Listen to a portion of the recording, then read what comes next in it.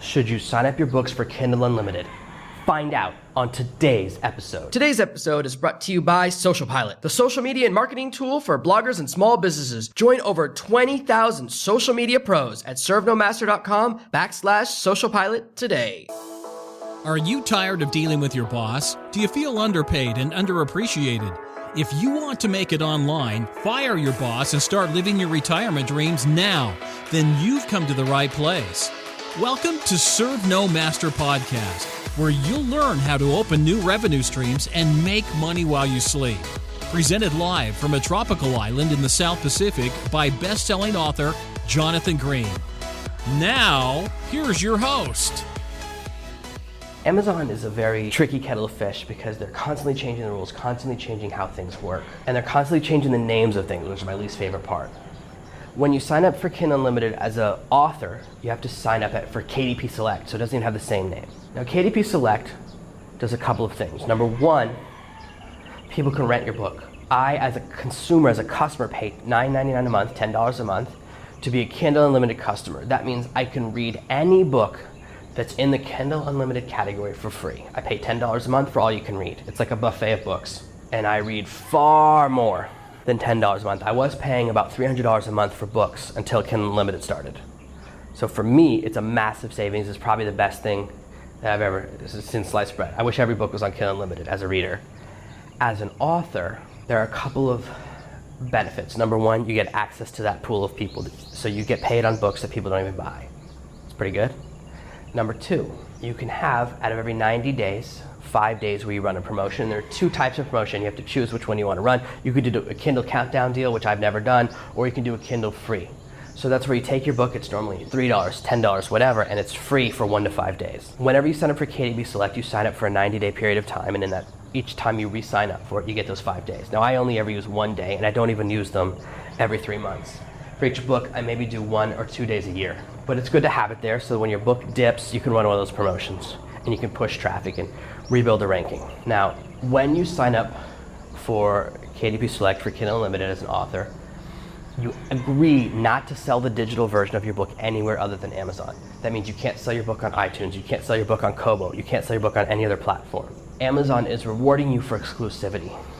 This is similar to what Pepsi and Coke do. You may have noticed that you've probably never been in a restaurant where they have both available for sale. What Pepsi and Coke do is they say, hey, if you have Pepsi products, you can't sell Coke products here and vice versa. This is why restaurants have one or the other, because they have this agreement that says you can carry us but not the competition. That's why we give you such a good deal. If you carry only us, we'll give you the soda machine for free. If you carry only us, we'll do this and that for free. It's a form of market manipulation. That means if you have a slight dominance in the market, and this is why Coke started this. In America, at least, in taste tests, I think people prefer Coke 60-40. 60% people want Coke, 40% want Pepsi. But if you notice, you go to restaurants, it's really not that split. It's way more restaurants have Coke because they go, oh, most of our customers want Coke. We have to choose between these two products, therefore we'll have Coke. That's how most restaurants do their decision calculus. And it's something Coke thought of that was pretty ingenious, and it's a way to increase their market share. So even though only 60% of people like them, they're in around 90% of restaurants. Now, I don't know if those numbers are still the same. This is when I studied in college about 10 years ago, so if the numbers have changed, feel free to leave a comment below. But at the time, this is what they were doing. And it's pretty brilliant. And so Kindle Unlimited is the same thing. It's a way of getting you to say, hey, we're the top market. Don't put your books anywhere else. We'll give you some cool rewards. What I've been looking at lately is how much money do I make from Kindle Unlimited. At first, it was like 40%. So 60% of my money was from sales, 40% was from Kindle Unlimited. Now those numbers have changed, and Kindle Unlimited is about 10%. And at 10%, it goes, hey, maybe you know what, I should put some stuff on some other platforms. So what I'm doing right now, and until I have the final numbers, this is just a test. I want to give you cutting edge data. I've taken a couple of my books that have slowed down recently on Amazon, and I'm putting them on iTunes as my first test. I want to see how I can do in the iBooks store. Having a book in the iBooks store will be interesting, because if it could generate more than Kindle Unlimited did, if you generate just 10% of the sales that I was getting from Amazon, then it's more profitable. There are a couple of rules about iTunes. iTunes is a different world. It's very easy to get traffic if you, especially in nonfiction. iTunes, I'm really testing nonfiction stuff because there's not a lot of competition. So when you have a keyword match book, when you have a really well-written description and stuff, you can get your book there quickly. And also, they're not as strict about reviews and about all those other things, about all the things that make Amazon really tough because so many people are always trying to game the system. Because so few people are using iBooks, there's not that much competition. So when I upload a book, instead of competing with 100 similar books, I might be competing with 5 or 10. And I like that. It's a new opportunity, it's the Wild West. And as I continue this experiment, I'll give you more data, but I want you to think about this. A couple of the authors that I follow, a couple of the authors who teach about writing, teach about authoring, they've also begun to shift. A lot of fiction authors I know have actually moved from Kindle Unlimited so that they can start selling books on Kobo. That's the next platform I'm going to experiment with. I haven't experimented with it yet, but I have 2 or 3 books, just 2 or 3 books, not under my own name. I'm not gonna mess with anything under the Serve No Master brand. That's always gonna be on Amazon, it's always gonna be Kindle Unlimited. I have a really good relationship with Amazon. But with some of my pen name books that have kind of dried up or wound down, I'm gonna test them on other platforms. Because from what I've seen and from some of the people I've talked to who have books on iTunes, you don't have to do as much maintenance. Whereas my books on Amazon, I'm constantly having to do little bits of maintenance, a little bit of push, a little traffic, a little bit of run a promotion to get some more reviews, a little bit of this, a little bit of that, track everything. So I'm interested to see how this plays out, and I'm gonna share it with you. It used to be an easy decision to do Kindle Unlimited, but they've changed the program so much that the decision is not as easy as it used to be. There's a lot of benefits to it, but there's also a lot of challenge. I want you to look at other platforms as you're deciding what you're gonna do.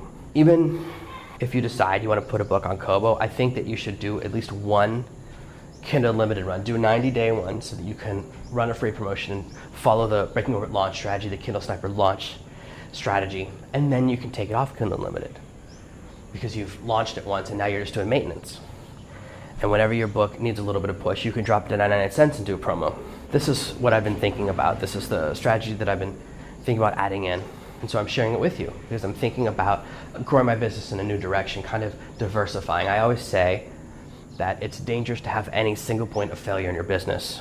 Because Amazon is my primary source of revenue and traffic for Serve No Master, almost every single person who emails me or finds me through Amazon. I'm taking a couple of actions. Number one, I've begun running Facebook ads. So it's possible that you actually found me through Facebook now. I started working with the best guy for Facebook ads for authors in the world.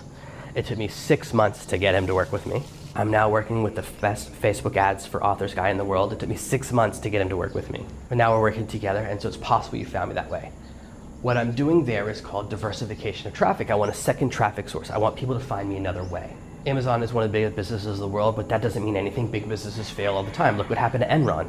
Those guys had the audacity to call themselves the biggest business in the world and the smartest guys in the room, and then they all went to jail. Well, some of them did, but their whole business is gone. I've seen massive companies disappear. It doesn't matter how big a company is. If Amazon runs into a problem, and they certainly could, every company does here and there, they might have to break up. What happens if the federal government decides that Amazon has a monopoly? Well, they'll break them apart just like they did to the telephone companies 100 years ago, or some of the oil companies. They broke up Standard Oil, they broke up Ma Bell, Pacific Bell, then they became Pacific Bell and Atlantic Bell because the federal government said you're too big, people can't get fair prices, you have to break up into pieces. That could happen to Amazon or many other things. So for that reason, I want to have a diversification. So diversification of traffic is the first step, getting traffic from somewhere else, but also diversification of revenue because Amazon pays me when they sell those books. So I'm looking at opening it up. Every time I see a single point of failure in my business, I look for a way to adapt and overcome it. And of course, I've already overcome the single point of revenue. That's why I take short-term projects and ghostwriting projects. So all of these things together add up to protecting my business. So right now, as you're starting out, you aren't thinking about these things about, I've got a single point of failure. You're thinking, I just want to get a single point of success. So as you're starting, it can absolutely totally make sense to put your book on Amazon, put your books on Kindle Unlimited. I've been using Kindle Unlimited as an author since the day it started. I signed up immediately as both an author and a consumer. But as you build your business, you'll start to think about, do I want to stay with it or do I want to diversify in other directions? And the best way to make that decision is to look at your data. If Kindle Unlimited is generating 40% of your revenue, then it makes sense to stay there. But if you see a certain book, and some of my books, Kindle Unlimited is generating like 1 or 2% of the revenue. Overall, across all my books, it's around 10% right now. More people are buying my books than Kindle Unlimiting them, which is interesting. Additionally, some of my books, my shorter books, the Kindle Unlimited doesn't generate that much money. Kindle Unlimited pays you about half a penny. Some people say 0.0056, some say 0.0055. But if you just round it down to half a penny, you can be roughly accurate. If you're selling a book for $2.99 and Amazon says this book is 100 pages, when someone buys your book, you make a little over $2. When someone rents your book, you're making around 50 cents. So it's a pretty big difference, isn't it? A Kindle Unlimited is worth 1/4. Now for some of my books, Kindle Unlimited is worth more. If a book is longer, then the Kindle Unlimited actually would generate more money. For example, whenever any of my books are on 99-cent promo, sometimes people go, oh, I took the Kindle Unlimited, it says 99 cents, I hope it's okay. And I'm like, yeah, the Kindle Unlimited pays me 4 times more money. If you take, for example, if you grab Serve No Master when it's 99 cents, Amazon pays me 33 to 35 cents. If you grab the Kindle Unlimited, I make closer to $5 because that book is quite long. There's a lot more value for me when it's on sale for someone to grab the Kindle Unlimited. As a consumer, you don't think that. You think, oh, I'm getting it for free. This person's probably not getting paid that much. It used to be that you got paid per read, like a better fee, but now it's you get paid per page. So it's a little bit of a different monetization. It's more fair, but it's not as great for the authors. You know, you got to get someone to read the whole book if you want to get paid. This lesson, this episode, isn't just about Kindle Unlimited. It's about how we make decisions. It's about decision calculus and looking at something and saying, is it worth the cost to get this benefit? Now for me, having a strong relationship with Amazon has a great benefit. So for my Serve No Master books, those are Amazon only, and they probably will be for a while because I really value my relationship. But for my pen names that are slowing down or they've been around for a while or that they're books that I think could do better on other platforms, I'm going to experiment a little bit. And as I experiment, I'll come back at you with other numbers. As an author, as a business owner, you're going to have to make a lot of these decisions over time.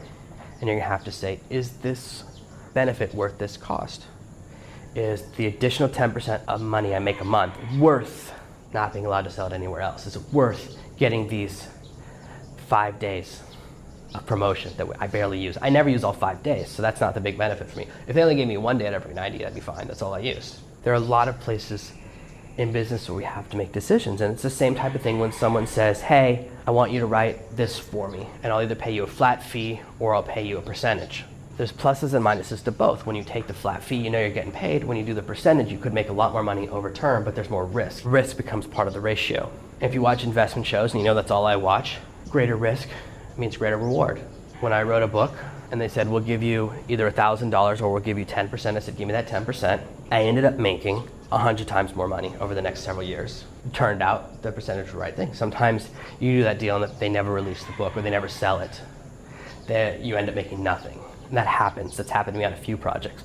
I have a few projects that I made several years ago that I've never sold because every place I tried to sell them ended up never doing anything with it. And that's just the nature of the beast. That's why I'm a big believer in quantity. I have enough projects in enough markets that I'm always protected via diversification. This is why I run pen names. This is why I have separate projects going on.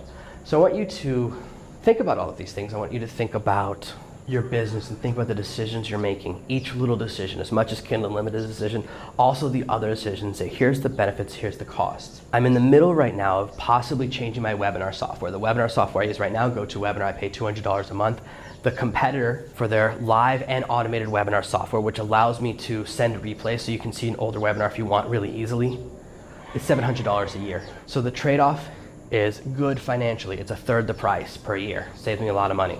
But the downside is that it runs everything through YouTube Live. It runs everything through YouTube streaming. It runs everything through Google's platforms, which means it's not fully under their control. If something goes wrong, they could lose control of their platform. If YouTube goes, you know what, we don't want you using us anymore, you're out of business. This whole company would go out of business. Probably they would start building their own software, but maybe they would just shut down. So that's part of the decision calculus. Every time you look at something, it's not just the money you save, it's the risk.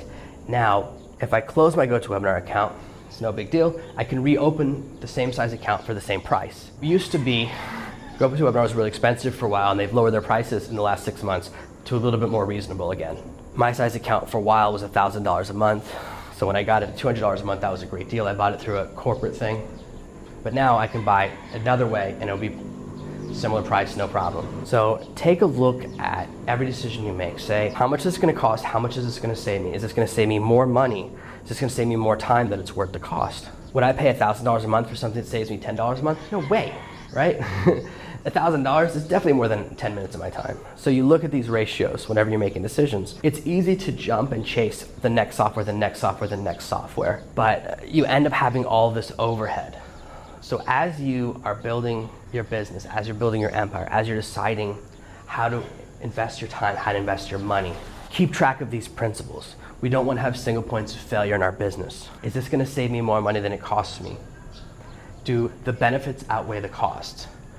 Does Kindle Unlimited, the value of Kindle Unlimited, the promotion, the extra money, the access to that audience, worth losing access on other platforms?